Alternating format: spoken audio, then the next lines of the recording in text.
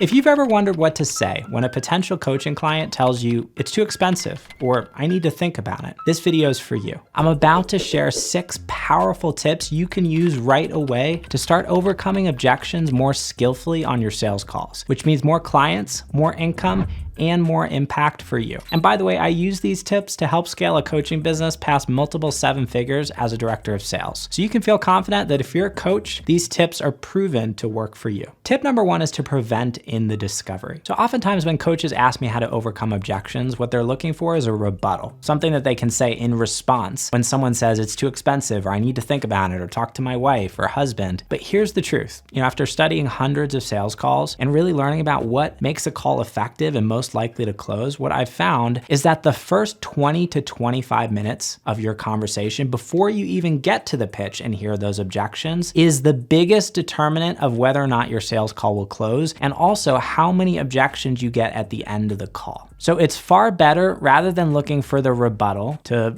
share in response when someone says it's too expensive, to figure out how to prevent that objection from coming up in the first place by looking at the first 20 to 25 minutes of your sales conversation and asking yourself, how can I ask better questions to pre-overcome objections before they come up? As an example, if you're getting a lot of objections rooted in lack of trust, for example, I need to see your testimonials, or can you tell me a little bit more about your credibility, or something like that, great question to ask earlier on in a call is, what made you feel like I was the right person to help you with this? And if you can ask a question like that in the first 20 minutes of conversation, someone will come up with all the reasons why you're a great fit and why they should trust you. And then you won't hear that objection at the end of the conversation. Looking at your objections as a first step and saying, how can I ask questions to prevent these from happening, is a really good way to go. And oftentimes this is the best thing to do versus looking for the rebuttal to respond. That's not as effective as just preventing something from happening in the first place. Tip number 2 is collaborative, not combative. This is something I have to remind myself of too when I'm on sales calls and I get objections. It's very easy to get into this place where you're kind of in this like adversarial energy with the person who you're talking to. Sometimes you can feel frustrated when an objection comes up. It's like, oh man, I got to deal with this. Like, this sucks. And it's very easy to get in that place where you start kind of battling it out with someone else. And that energy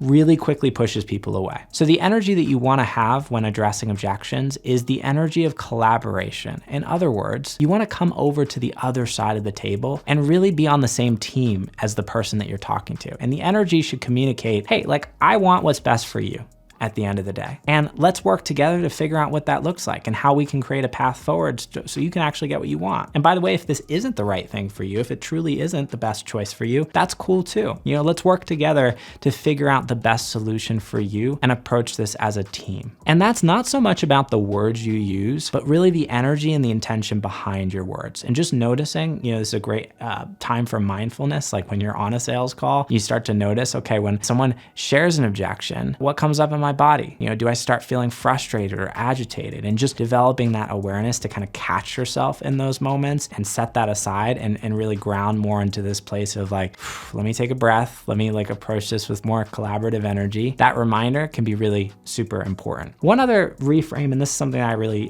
just like keeping in mind when it comes to objections, is that objections are good. When someone's giving you an objection, it means that they're interested in working with you. And what they're really saying is like, hey, I need some help here. Like I have this block or this barrier in my mind that's preventing me from feeling like this is like 100% a yes for me. And I'm sharing this with you because there's a big part of me that wants to move forward, but I'm feeling a little bit stuck with this one piece. If you can remember that, like it's a very powerful frame to hold when addressing objections, and it helps diffuse that energy of the agitation or the frustration, and helps you kind of slip into that place where you can be more collaborative with people. So that reframe, definitely super helpful. Remember, objections are good. It's a good thing. It means someone's interested in working with you. And tip number 3 is certainty about the program first. So when it comes to addressing objections, there's so many different objections you can get. I need to talk to my husband or wife, or it's too expensive, or I need a payment plan, or let me think about it. So many different things you hear. Whatever the objection is that comes up on a sales call, the first thing that I really want to do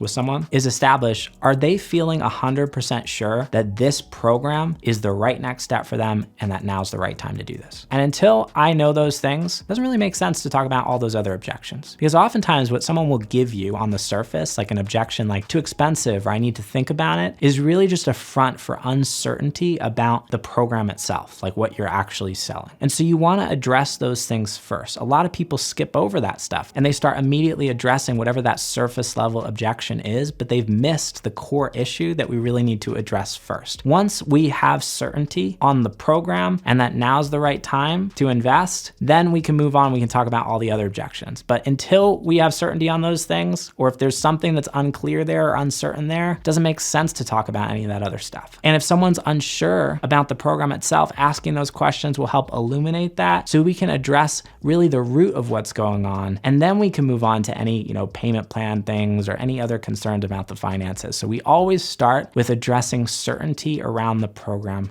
first. If you can do that, we'll save so many issues on sales calls. It will prevent, so much of the back and forth and the unnecessary, follow-up calls and all sorts of crazy stuff that happens when you're not doing that. Now, by the way, knowing how to handle objections effectively on sales calls is a super big key to success when it comes to signing coaching clients consistently. But there are a number of other things you got to have in place too in your business to even get people on the phone, in the first place, right? You got to have really good marketing. You got to know who your niche is. You got to have an offer in place that people really want. All of those things are essential. Otherwise, you could have the best objection handling skills in the world, but you're not going to get clients. So if you're looking for clarity on how to lay those foundations so you can start signing more coaching clients more consistently, I put together a free client attraction guide that walks through so much of my best advice to help you do this. And all you got to do to get this is click the link above or in the description down below to go download this completely free right now. So that brings us to tip number 4, which is questions over rebuttals. It's very tempting when someone shares an objection on a sales call to immediately hop in and say, well, here's why your objection is wrong, or here's another way of thinking about this, or here's my advice on this point. So we kind of get in this dynamic sometimes where it's like someone shares, an objection and then we just jump in,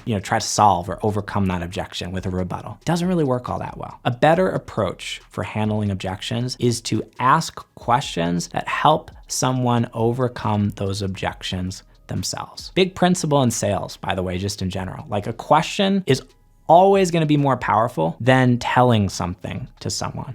People don't like to be explained to or advised to or sold to. What they want is for you to listen. And when you can ask a question that helps someone unravel their objection themselves, very powerful. So for example, you're on a sales call and someone's maybe comparing a couple different options for coaches they're thinking about working with, and they're not sure what's best. And you might be tempted to hop in and say, well, here's why my program is so much better than all the other programs out there. And instead, you might ask a question like, well, what makes you feel like working with us would be the best next step for you? And let somebody come up with all the reasons they think your program is better than the other options that they're considering. That's a much more effective, powerful strategy than just explaining to people why your program is the best. So whenever you're tempted to hop in with the rebuttal, instead challenge yourself by saying, hey, what question can I ask here that might help someone unravel and maybe even overcome this objection themselves? Super powerful tip to handling objections more effectively on sales calls. And that brings us to tip number 5, which is you told me. One of my favorite phrases to use on sales calls is the phrase, you told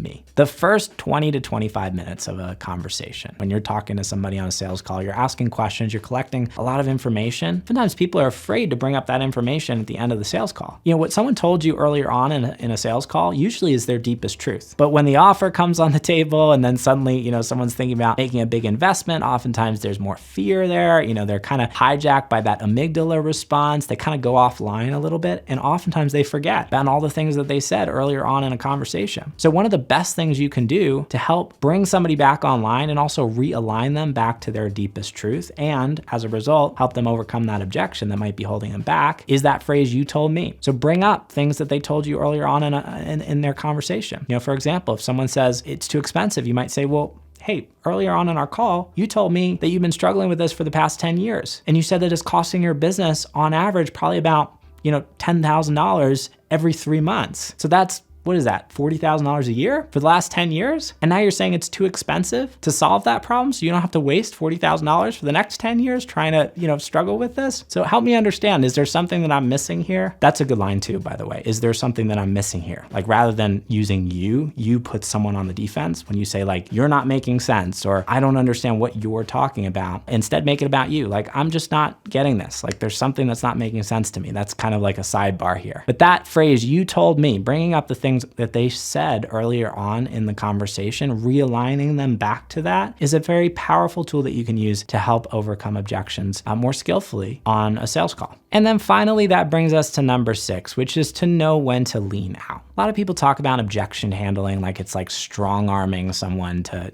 the close. And my experience is that there are a lot of sales calls where it doesn't make sense. Like, sometimes people aren't ready and they just genuinely need some time to kind of sit with something. And there's really an art on a sales call to knowing like how far you can kind of go with someone until you get to the point where continuing to ask more questions, continuing to do more work in terms of like overcoming the objections is just going to push someone away. And I've done this, many times before. It's very easy to go overboard. I think one of the biggest things to do here is just to stay grounded in that conversation, because intuitively, like if you're grounded, you're mindful, you can kind of check in with your body and know like, okay, here's kind of where I'm like pushing too far, and knowing when to lean out, I think, is really important. So I am not like a believer that like every call needs to end in a close or a yes or a no. I think sometimes the best thing to do is just to say, yeah, totally, like take a day or two and think about it, and let's connect. Particularly with people who've been through like other coaching experiences where maybe they've been burned before. Like, I might even do like what's called a forced delay, which is, hey, I don't want you to make a decision on this call. Given what you've been through in the past, actually I think this is a really big decision. I want you to sit with this for a couple days, and let's touch base over text,